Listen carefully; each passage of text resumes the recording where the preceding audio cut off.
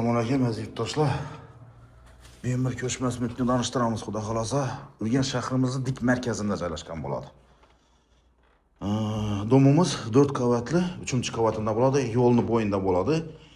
Kolobok do'kon, Mehribon artel, hamma qulayda 2 xonali kvartiramizni, kirpishli 2 xonali kvartiramizni sizlar obzor qilib bersak, yurgandan damir eshikdan girdik, bismillahirrohmanirrohim deb kirdik. Uzun bir dalon hisobida bo'ladi, yurt dalonsi. Bu yanımızda bir 2 xona. Domumuz kirpishli dom bo'ladi. Bu yerimizda saunzi, hojatxonamiz, hamma narsasi toza, yangi qo'yilgan. Bu yerimiz saunzerimiz. Bu yerimizda kir mashina olib ketadilar aka. Mana ko'rib turganingizdek, hamma narsasi tozadan qo'yilgan.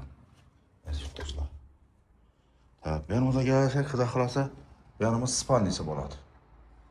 Spalnimiz.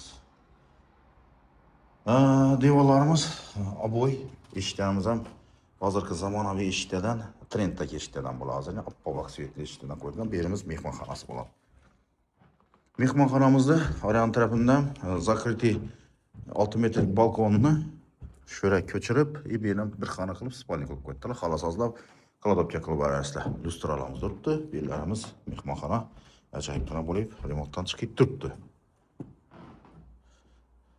Bu yanımıza gelirsek, bu yanımız ayollarimiz uchun oshxona qilib qo'ydilar. Oynanamiz plastik ramlardan hamma ish. Bu yerimizda bir kladopka hisobida kladopka bor. Yurtimiz yine 6 metrlik zakrytый balkonni bo'lib chiqarib qo'ydilar. Yurtdoshlar, narx ekranda yoziladi. Yo'lning bo'yidan so'rab bilgan do'stlaringiz bo'lsa, podpisatsiya, do'stlaringiz bo'lsa tarqatishni ko'maklashinglar. Tarqatinglar yurtdoshlar. Yaqinlarga tarqatamiz. Plus yo'lning dik bo'yidan so'rab bilgan kirpishli domdan bo'lsa. Bilasizlar, lokatsiya dahshat.